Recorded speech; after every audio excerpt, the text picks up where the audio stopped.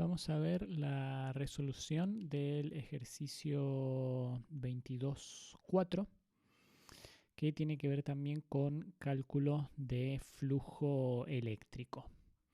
Ejercicio 22.4, que es el que está acá a la izquierda, y vemos el enunciado a la derecha en la pantalla. Ejercicio 22.4. Dice el enunciado: en el ejemplo 21.11, sección 21.5, se demostró que el campo eléctrico, debido a una línea infinita de carga, es perpendicular a esta y su magnitud es E igual a lambda sobre 2pi por epsilon 0 por R. Esta fórmula la vamos a usar en nuestros cálculos porque nos da el campo eléctrico en una línea infinita de carga.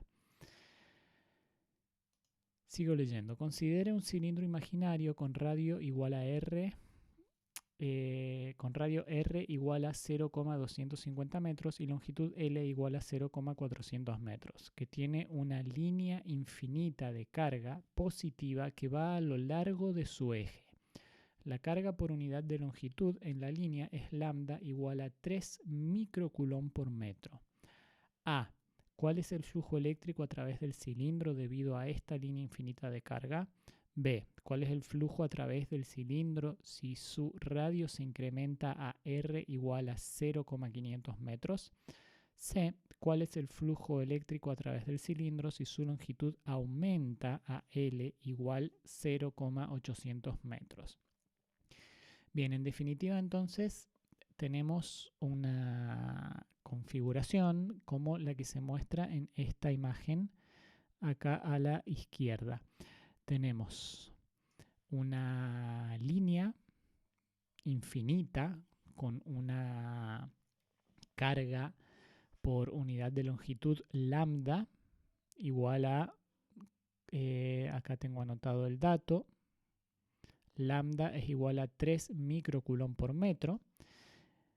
Esa línea de carga es lo que está representado acá abajo. A ver, voy a usar otro color. Este, por ejemplo. Tenemos la línea de carga acá.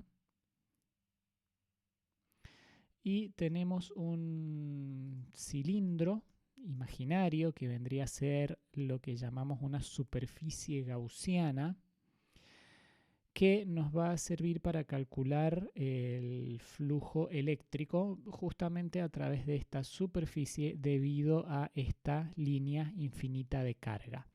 Este dibujo que tenemos acá a la derecha de este dibujo que acabo de remarcar es el mismo cilindro pero visto, digamos, como en un corte transversal o como si estuviésemos viendo de frente, ¿sí? La línea de carga es lo que tenemos acá en el centro de este cilindro y lo voy a remarcar con otro color, puede ser este por ejemplo. Este sería el cilindro que está rodeando a la línea de carga, ¿sí? Que acá sería este otro que tenemos acá.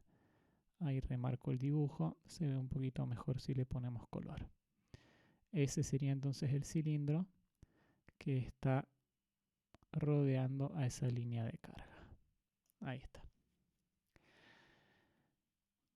Bien, y se nos pide calcular en el punto A el flujo eléctrico a través del cilindro debido a la línea infinita de carga. Vamos a observar un poquito entonces cómo encontrar el flujo eléctrico. Leemos primero las notas que tengo acá. Dice, el área de la parte curvada del cilindro es área igual a 2pi por radio por L. ¿Cuál sería esta parte curvada del cilindro? Es justamente la parte del cilindro que está, digamos, paralela a la ubicación de la línea de carga, ¿sí? Es la parte tal cual como dice la parte curvada del cilindro. Y el área de esa parte curvada se calcula como si fuese el área de un rectángulo.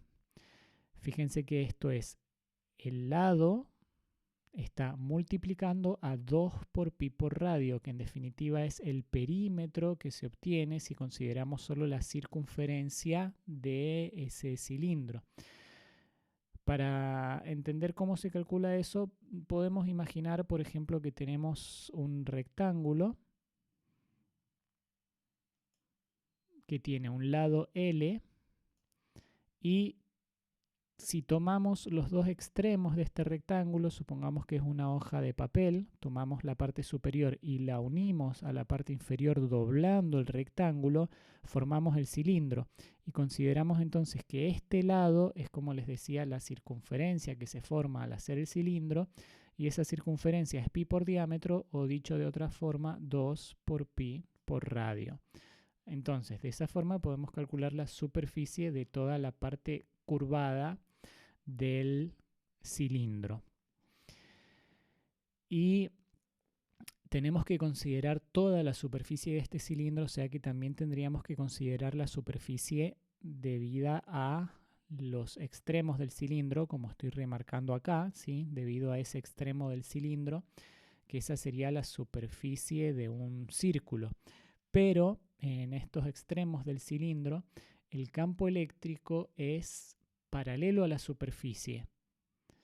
Entonces estamos en una situación donde el flujo eléctrico es cero, porque no hay líneas de campo que estén atravesando a la superficie en los extremos del cilindro. Entonces en esos dos extremos el flujo eléctrico es igual a cero. Por lo que para calcular el flujo eléctrico solo consideraríamos la sección del cilindro que está curvada. Sigo leyendo acá. El campo eléctrico es normal a la superficie curvada del cilindro y tiene la misma magnitud. ¿Sí? Es la magnitud del campo eléctrico que se nos da como dato en el ejercicio porque ya ha sido calculado previamente en un ejemplo del libro.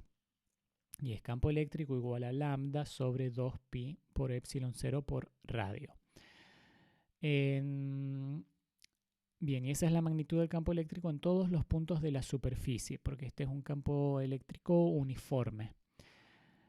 Entonces, el ángulo phi igual a 0 grados es el ángulo entre las líneas de campo eléctrico y el vector de área para la superficie curvada del cilindro. Recuerden que ese vector de área es normal a cada punto de la superficie, entonces va a tener la misma dirección que el campo eléctrico. Por eso el ángulo entre vector de campo eléctrico y vector de área es igual a 0. Y tenemos finalmente el cálculo del flujo eléctrico como magnitud de campo por área por el coseno del ángulo. El ángulo en este caso va a ser 0 porque los vectores son paralelos, el coseno de 0 es igual a 1, entonces el flujo eléctrico es directamente campo eléctrico por área.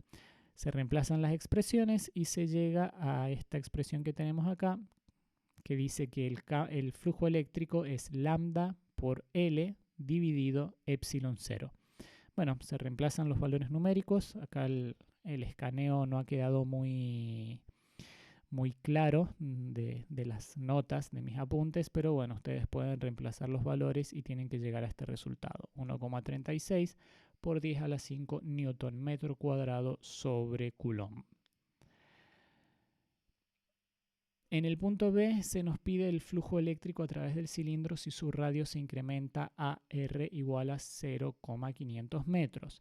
Fíjense en esta expresión, la voy a remarcar también con otro color. Fíjense en esta expresión, que es la expresión que nos queda finalmente para el flujo eléctrico en una situación como la que estamos considerando en este ejercicio. Este flujo eléctrico es lambda por L dividido epsilon 0, no depende del radio. ¿Sí? O sea que no importa cuál sea el radio del cilindro que estemos considerando, el flujo eléctrico va a ser ese mismo. Fíjense que el valor es el mismo, 1,36 por 10 a la 5 newton metro cuadrado sobre coulomb. Y en el punto C, sí se nos pide calcular el flujo a través del cilindro si la longitud del cilindro aumenta a 0,800 metros, que es el doble de lo que teníamos antes. Y en este caso sí va a cambiar la magnitud del flujo eléctrico porque como vemos de nuevo en esta ecuación, el flujo eléctrico sí depende de la longitud del cilindro, esta L acá arriba. Y bueno, como en este caso 0,800 metros es el doble de 0,400, el valor del flujo eléctrico va a ser el doble porque tenemos una proporcionalidad directa. Entonces nos queda finalmente que para el punto C el flujo eléctrico es 2,71 por 10 a la 5 newton metro cuadrado sobre coulomb.